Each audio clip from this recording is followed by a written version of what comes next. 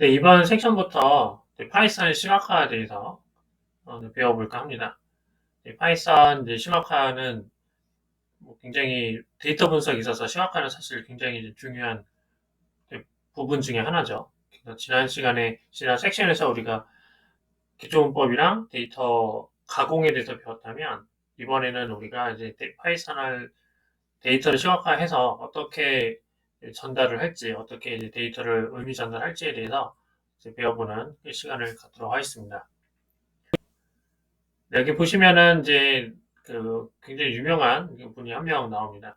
나이팅게일 간호사인데, 이분이 이제 활약할 당시에는 이제 크림 전쟁에서 그 간호사로 활동하셨던 분으로 우리가 어렸을 때부터 위인전을 통해서 한 번씩 접해왔던 인물입니다. 그런데 이제 이분은 간호 활동만 했던 건 아니고, 엄밀히 말하면은 통계학자이기도 했습니다.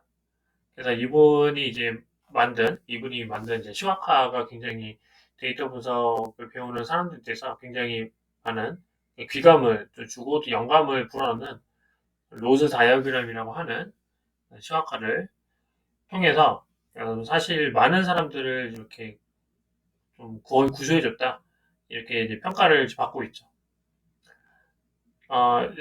이게 로즈 다이어그램 이렇게 보게 되면, 이게 굉장히 우리가 상상을 한번 해보시면은 1800년대, 50년대, 1850년대 전쟁이 있는 현장으로 가서 실제로 이제 부상병들 이런 분들을 다 체크를 한 거죠. 그러니까 쉽게 말하면 그때 당시에는 뭐 전수조사 개념으로 다 일일이 체크를 할 수밖에 없었죠. 지금처럼 이제 기술이 뭐 그렇게 데이터 수집하는 기술이 많은 게 아니기 때문에 그래서 일단 저는 이런 거 볼 때마다 항상 데이터 수집을 어떻게 했을까 어, 개인적으로 많이 궁금하긴 합니다.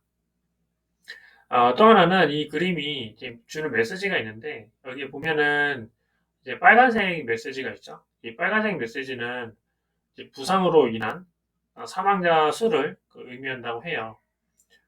근데 여기 보시면은 차트에서 뭐가 가장 눈에 많이 들어오나요? 이제 파란색이 제일 많이 들어오죠. 그래서 이 파란색 같은 경우에는 어, 그러니까 예방이 가능한 질병이라고 분류가 되어 있는 거고, 특히 이제 이것도 마찬가지 사망자 수인데 비위생적인 환경으로 인한 사망이라고 보시면 돼요. 네, 그러면 우리가 생각을 한번 해보시면 전쟁이 일어나면 그 보통 우리가 항상 총칼 이런 것만 생각을 하잖아요. 그래서 그걸로 인해서 또 부상 악화 아니면은 현장에서 이제 총에 맞아서 아니면은 칼에 찔려서 이렇게 그런 것만 생각을 하는데, 그런데 실질적으로 그렇게 이제 죽는 사람은 생각보다 이게 많지 않았다는 얘기인 거예요. 생각보다 그렇게 많지 않고 오히려 파란색 비율이 압도적으로 많다라는 것을 우리가 이제 확인을 할 수가 있습니다. 네, 그죠? 그래서 이 나이팅게일 간호사가 이 차트를 이 영국 의회에 보여주면서 이제 강조했던 게 뭐냐면은 결국에 그 야전병원을 좀 더 강화를 해야 된다. 뭐 최소한의 뭐 손 씻는 거라던가 뭐 이런 것들이 좀 확보가 되면 위생만 환경을 개선을 시켜도 사실 많은 병사들을 이제 구조할 수 있다. 네, 이거를 이제 어필을 하기 위해서 이 로즈 다이어그램을 그렸다고 생각을 하시면 돼요. 네, 그만큼 이 시각화가 주는 메시지가 굉장히 파워풀한 거죠. 너무나 한눈에 잘 들어오고, 그 다음에 보시면은 일자별로, 연도별로 이런 식으로 이제 만들어져서 비율이 이제 압도적으로 많다는 것을 이제 보여주는 그림이라고 생각을 하시면 돼요. 그래서 오른쪽과 왼쪽 그림이 있는데, 오른쪽이 이제 날짜를 보시면은 1854년 4월이라고 돼 있고요.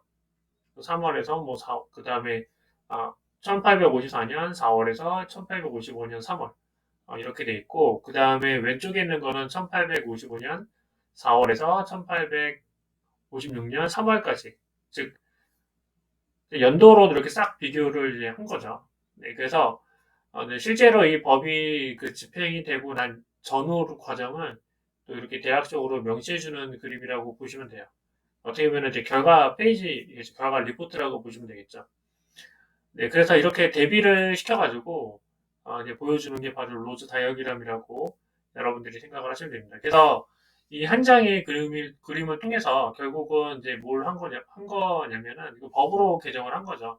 결국은 전쟁보다 전염병 또는 그 비위생적인 환경에 서 죽는 사람이 더 많으니까 그 야전병원 위생을 이제 개선해야 된다. 이런 식의 메시지를 전달하는 것이 바로 시각화의 가장 중요한 역할이었다는 거죠. 그래서 시각화를 도구로 해서 결국은 영국의 그 의회를 설득을 시켜서 법으로 만들어지고 그 다음에 지금 우리가 이제 다룰 때 항상 전쟁이 나면은 항상 병원은 굉장히 소중하게 다 뭐 적군이든 아니면 아군이든 병원은 다 약간 불문율처럼 이렇게 다뤄지잖아요. 근데 그 이유가 뭐냐면은 전쟁은 군인이 하는 거지만 사실 민간인의 피해가 더 극심하고 민간인의 피해를 최소화하려고 그러면 병원은 온전히 운영이 돼야 된다라는 원칙이 있는 거죠. 그래서 이거를 이제 도입을 결국은 한 게 바로 이 한 장의 그림이다라고 보시면 될 것 같아요. 자, 또 하나 이제 시데이터 분석과 시각화 분석의 조합의 챕터가 있는데 이거는 이제 뭐냐면 앤스컨 쿼리테이션이라는 데이터 셋이 있어요. 그래서 언뜻 보면은 이 데이터를 봤을 때 데이터셋이 굉장히 달라요. 그죠? 그러면은 정말 이 다른 데이터냐? 어, 물론 다른 데이터지만 근데 만약에 우리가 통계량을 보게 되면 통계량 같은 경우에는 이 네 개의 데이터가 모두 다 같아요. X 평균도 같고 Y 평균도 같고 뭐 분산, 그 다음에 상관, 선형핵이 다 이제 다 동일한 데이터입니다. 근데 이제 시각화 분포를 그려다 보면은 완전히 다른 그래프가 나오는 거죠. 그래서 여기서 이 준 메시지는 뭐냐면 결국 우리가 분석을 한다는 거는 이 기술 통계량, 통계, 뭐 기초 통계, 뭐 머신러닝 이런 것도 물론 되게 중요하지만 결국에는 이제 시각화도 같이 동반이 되어야지 우리가 좀 더 분석을 명확하게 할 수 있다라는 것이 중요한 포인트다라고 보시면 됩니다.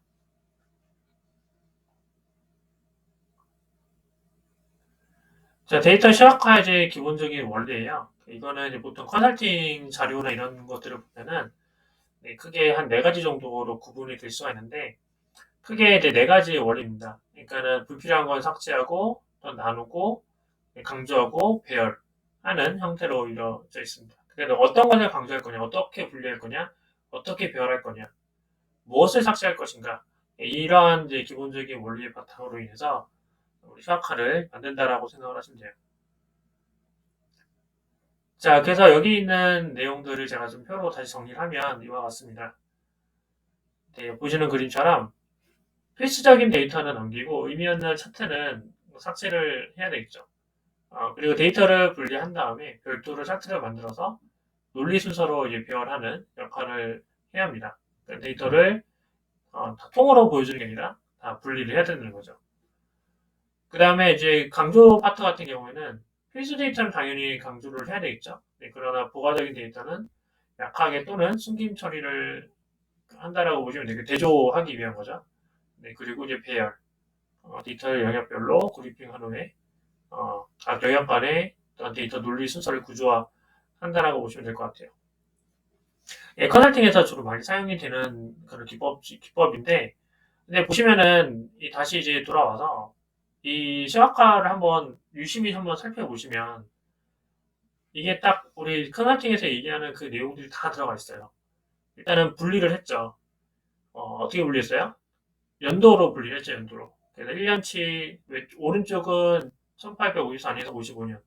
그 다음에 왼쪽은 1855에서 1856년. 네, 그죠? 네, 그리고 강조도 했어요. 파란색을 강조를 했죠. 그래서 압도적으로 비율을 많이 보여줘가지고 눈에 띄게 파란색이 눈에 다 들어오게끔 나머지 데이터는 좀 부가적으로 이렇게 표시를 한 것을 우리가 확인할 수 있습니다. 그리고 배치 같은 경우에도 이제 어떻게 한 거예요? 배치 같은 경우에도 그렇죠. 딱 가운데 면을 기준으로 해가지고 한쪽 그래서 이제 보면은 이제 강조하고 싶었던 거는 뭐냐면 오른쪽 그림을 강조하고 싶어가지고 오른쪽 그림을 확대하고 그다음에 왼쪽은 축소시켜서 우리 효과가 좀 더 극명하게 드러나는 데이터 차이가 극명하게 나타나는 걸 보여주고 그 다음에 이제 이 그림만 보면은 안 되니까 밑에 이제 뭐까지 달아난 거예요? 해설까지 추가한 거죠. 이 그래프를 어떻게 읽어야 되는지. 네. 그래서 이것만, 그러니까 보통 우리가 샤워카를 할 때는 이 원리만 여러분들이 잘 지켜주면 이렇게 어렵지 않게 우리가 그래프를 그릴 수 있다라는 게 바로 이 원리입니다. 그 종류 선택은 다음과 같습니다. 그래서 메시지가 있어요. 내가 우리 뷰를 보여줄 것인지, 퍼센트를 보여줄 것인지, 비중을 보여줄 것인지, 이런 거는 보통 우리가 각각의 구성의 요소를 비교하는 거죠. 이럴 경우에는 파이 차트나 스택트 컬럼 차트를 써가지고 표시를 하고요. 만약에 각각에 있는 아이템들을 내가 비교하고 싶다. 항목에 대한 이제 순위를 내가 비교하고 싶다라고 하면, 그러면은 바 차트나 워터폴 같은 차트를 도입을 하시면 됩니다. 네, 그리고 변화, 성장, 변동, 그 다음에 이제 시간적인 그 변화나 성장, 변동하는 걸 보여주고 싶다면 시간적인 추이를 비교해 주는 게 좋고요. 이때에는 라인 차트나 이제 컬럼 차트를 작성을 해주는 게 좋습니다. 그리고 만약에 내가 분포를 보여주고 싶다, 빈도, 그 프리퀀시를 보여주고 싶다 그러면 마찬가지로 또 컬럼이나 또는 라인 차트를 사용하시면 됩니다. 그리고 이제 두 연속형 데이터에 관련해서 어떤 그 변화나 상관관계 이런 것들을 보여주고 싶다고 하면은 상관관계나 아니면은 뭐 페어드 바 차트 같은 이제 차트를 통해서 이제 그 어떻게 이제 변화되는지 뭐에 따라 관련되어 있는지 표시를 해줄 수가 있습니다. 자 보시면은 이런 형태로 우리가 차트를 뭐 어떻게 구성할 건지 아이템도 비교할 건지 타임 시리즈 뭐 프리퀀시 상관관계 이와 같이 해서 네, 그래프의 종류는 여러분들이 그때그때마다 선택해서 선택을 할 수가 있겠죠. 흐름에 따라서 문맥에 맞춰서 여러분들이 그래프를 그려주시면 됩니다.